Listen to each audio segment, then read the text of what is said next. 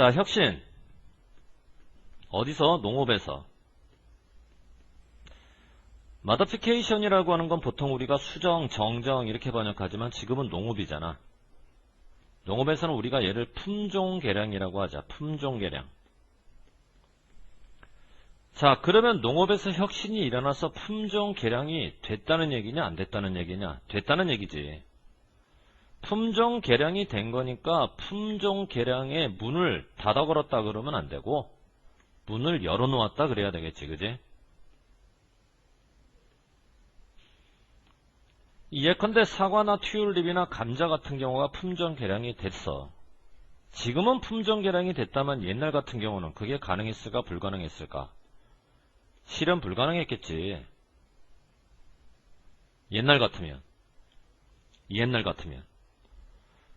실현 불가능할 텐데 실현 불가능했을 텐데 옛날 같으면 실현 불가능했을 텐데 이거는 엄연히 현재형 번역이고 이거는 과거형 번역이기 때문에 똑같은 조동사의 과거형 would라고 하더라도 이때는 원형이 아니라 have 플러스 pp를 써줘야 돼. 그래서 이게 정답인 거지. have pp. 원형이 아니라. 왜 그러는 걸까? 조동사의 과거형 다음에 원형을 쓰게 되면 이거는 엄연히 가정법 과거가 되고 가정법 과거는 쓰기만 과거고 의미는 뭐지?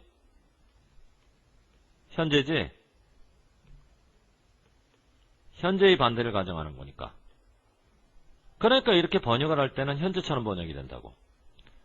그런데 조동사 과거형 다음에 본동사를 have 플러스 pp 처리하게 되면 이건 가정법 과거가 아니라 가정법 과거 완료야.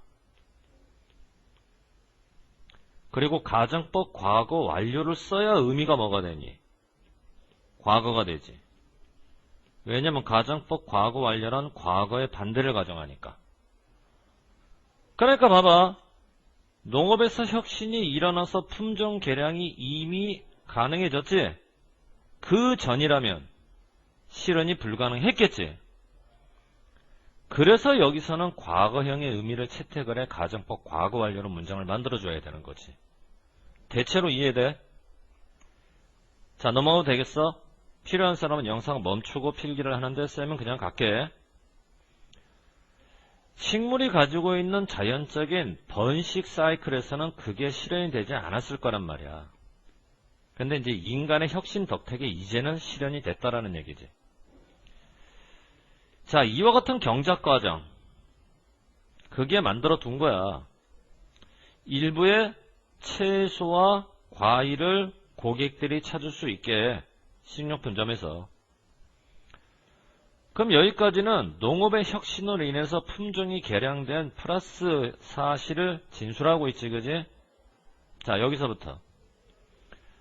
릴라이하고 원이 만나게 되면 그냥 어디에 의존하다 정도? 그리고 버라이어티라고 하는 것은 다양성 그러지 말고 농업에서는 품종이라 그래야 돼. 그래서 인간들이 의존하는데 품종에 문제는 only a few. 많은 품종에 의존하나 적은 품종에 의존하나 적은 품종에만 의존하는 거야. 예를 들어 옛날에는 농사를 한 밭에 10가지, 20가지를 심었거든. 요즘은 안 그래. 한 밭에 기껏해야 한두 가지만 심지. 품종을 줄였어. 경작되는 곡물의 품종을. 이렇게 되면 말이야. 만일 그 적은 품종을 수확을 해야 되는데 적은 품종의 수확이 파괴가 되면 수확이 안 되는 거야. 그러면 사람들이 먹고 살 수 있는 게 있냐 없냐? 먹고 살 게 없지. 처음부터 한두 가지만 심었는데 그 한두 가지가 작살에 나버렸어. 뭘 먹고 살아? 기근이 덮치는 거야. 굶주림이 덮치는 거고 속수무책으로 당할 수밖에 없는 거지. 당한다라는 개념에서는 이 단어 쓰면 안 돼. 이거는 저항할 수 있다는 뜻이니까. 그래서 기근에 취약하다라고 번역이 되는 이 단어를 사용해야지. 취약이라고 하는 건 그냥 허약이라고 번역해도 상관없지.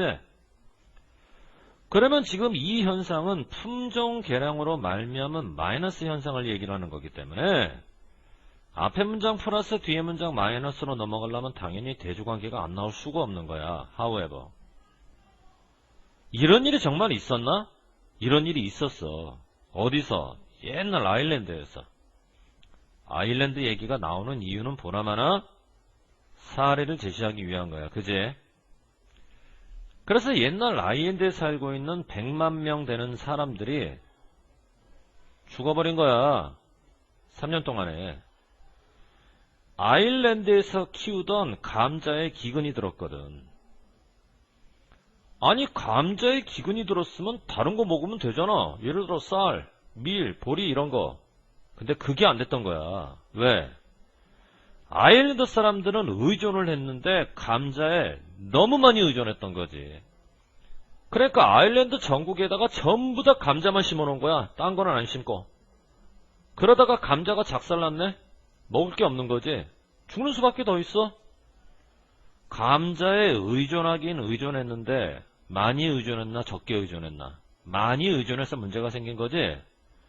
이거는 적게 의존하는 거라서 안 되는 거지. 주로 감자에 의존을 했다. 논리가 좀 이렇게 전개가 돼야지. 이해됐지 무슨 말인가? 그러니까 우리가 공생적 관계를 이루기 위해서는 경작되는 식물과 반드시 인간은 허락을 해야 되는데 한두 가지 품종에만 의존해라? 여러 가지 품종에 의존해라. 여러 가지 품종에 의존해라. 다양성 얘기가 안 나올 수가 없는 거야. 생물학적 다양성이라는 이 개념이 이해됐니 안 됐니? 이해됐지 그지? 생물학이라고 하는 건 항상 바이오고 다양성이라고 하는 건 디버시티.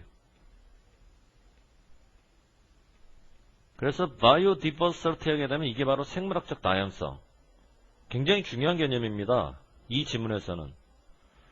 빈칸 넣기 나올 가능성 굉장히 많고요. 아니면 서술형으로 여러분들이 쓸 줄도 알아야 돼요. 스펠링 외워두셔야 됩니다. 그래서요.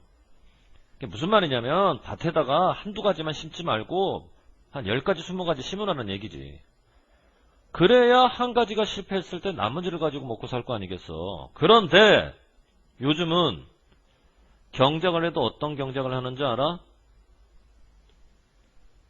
모노컬처를 한다고. 단일 경작. 단일 경작이 뭐야? 품종 여러 가지 심는 게 단일 경작이야? 품종 하나만 심는 게 단일 경작이야? 품종을 하나만 심는 게 단일 경작이야. 엄청나게 넓은 밭에다가 밀만 쫙, 옥수수만 쫙. 그러다가 잘못하면 좆되는 거잖아. 그러니까 단일 경작에는 효과가 있는 게 아니라 단일 경작에는 결점이 있는 거야. 이해되니? 무슨 말인지? 지금이라도 씨앗을 심어야 돼. 한두 가지의 씨앗만 심으면 안 되고 모든 종류의 씨앗을 다 심어야 돼. 지금 다 심는다고 해서 지금 당장 그것이 이로운 것도 아니고 그것이 수익이 되는 것도 아니야. 그럼에도 불구하고 딱 그런 식의 논리가 나와야 돼. 그럼에도 불구하고 요거죠. 이거는 마치 뭐뭐처럼 그런 뜻이니까. 비록 하더라도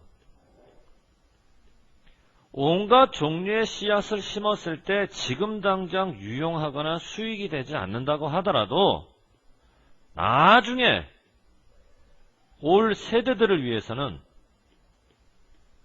다시 말해서 여러분의 아들, 딸들을 위해서는 이와 같은 식물들이 지속될 수 있어서 좋다라는 얘기지. 이해됐지 무슨 말인가? 그러니까 필자는 인간은 반드시 유지를 해야 되는데 뭐를 유지하냐면 식물, 순수하게 심는 게 아니라 다양하게 심으라고. 다양성. 그래야 자연과의 어떤 관계를 이룬다? 인간이 자연을 지배하는 관계가 아니라 조화로운 관계.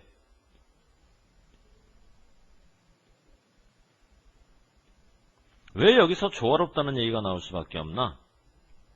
좀 전에 그랬잖아. 자연과의 공생적 관계를 이루라고.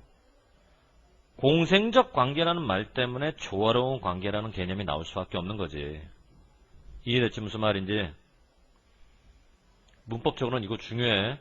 우드 다음에 원형, 현재처럼 번역하고 우드 다음에 have pp, 과거처럼 번역하는데 여기서는 품종계량 이전 상태를 이야기하는 거기 때문에 과거적 번역이 나와야 되므로 두 번째 게 정답인 거지.